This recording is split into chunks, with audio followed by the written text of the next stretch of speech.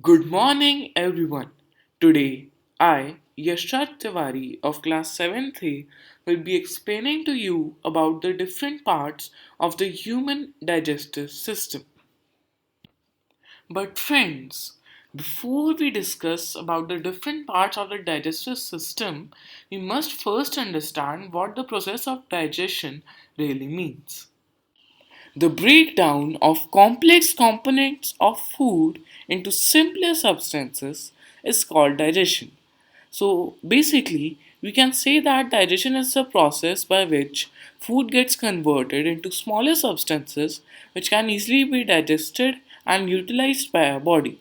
It is also the process by which we obtain the necessary energy required to perform day to day tasks and also to keep us healthy.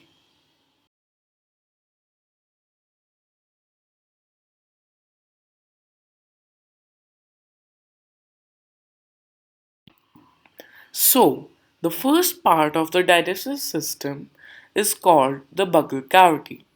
It consists of two things, namely the teeth and the tongue. We chew our food with the teeth and break it down mechanically into small pieces. Each tooth is rooted in a separate socket in the gums. The teeth are also of four types, namely incisors, canines, premolars, and molars. Each type has its own specific function. Next is the tongue. The tongue is a fleshy muscular organ attached at the back to the floor of the buccal cavity. It mixes saliva with food during chewing and also helps us in swallowing food. We can also taste food with our tongue as it contains taste buds in different regions.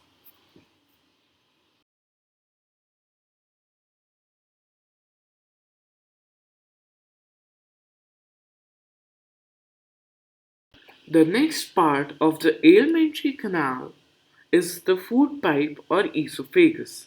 It is a part of the digestive system with vertebrae and a distinct path exclusively meant for food. It is a muscular tube which is 25 centimeters long, passing just behind the heart region and connecting the mouth to the stomach. It is made up of connective tissues and is the uppermost part of the digestive system. Food is pushed down by the movement of the wall of the food pipe. Actually, this movement takes place throughout the alimentary canal and pushes the food downwards.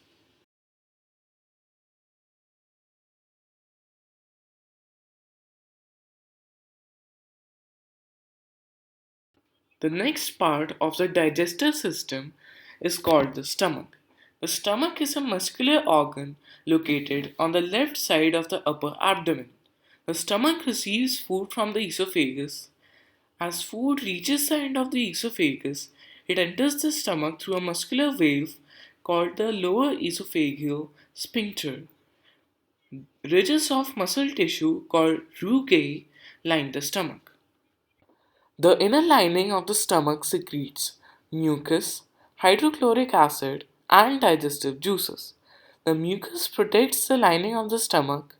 The acid kills many bacteria that enter along with the food and makes the medium in the stomach acid and helps the digestive juices to act.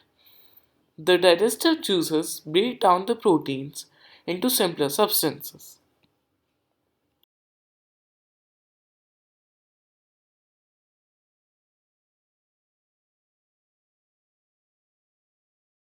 The next part of the digestive system is the small intestine. The small intestine is the part of the intestines where 90% of the digestion and absorption of food occurs, the other 10% taking place in the stomach and the large intestine. The main function of the small intestine is absorption of nutrients and minerals from the food. The small intestine is highly coiled and is about 7.5 meters long. It receives secretions from the liver and pancreas. Besides, its wall also secretes juices. The liver is a reddish brown gland situated in the upper part of the abdomen on the right side. It is the largest gland in the body. It secretes bile juice that is stored in a sac called the gallbladder. The bile plays an important role in the digestion of fats. The sleeping question mark that you see in the GIF in front of you is called the pancreas. The pancreas is a large cream colored gland located just below the stomach. The pancreatic juice acts on carbohydrates, fats, and proteins and changes them into simpler forms. The digested food can now pass into the blood vessels in the walls of the small intestine. This process is called absorption. The inner walls of the small intestine have thousands of finger like outgrowths. These are called villi. The villi increase the surface area for absorption of the digested food. Each villus has a network of thin and small blood vessels close to its surface. The surface of the villi absorbs the digested food materials. The absorbed substances are transported via the blood vessels to different organs of the body where they are used to build complex substances such as the proteins required by the body. This is called assimilation. In the cells, glucose breaks down with the help of oxygen into carbon dioxide and water, and energy is released. The food that remains undigested and unabsorbed enters the large intestine.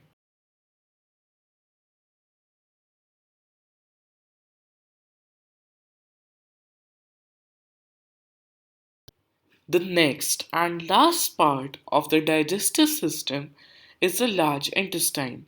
It is about 1.5 meters long and is also called the colon or the large bowel. The job of your large intestine is to absorb water and minerals and some of the remaining nutrients from your food. It will change the leftover waste into a bowel movement.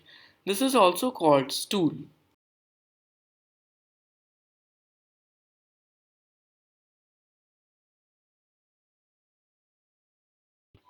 We should always remain healthy in life as it increases our lifetime and also makes our life better. The only ways to remain healthy are by exercising and keeping our digestive system healthy. We should exercise regularly and do exercises like walking, jogging, cycling, etc. And we can also keep our digestive system healthy by eating a balanced diet.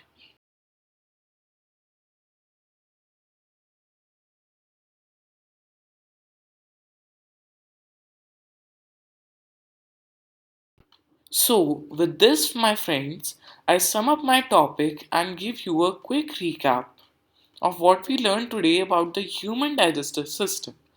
We learned that the process of digestion starts from our mouths. We chew the food and it goes through our esophagus, also called as food pipe.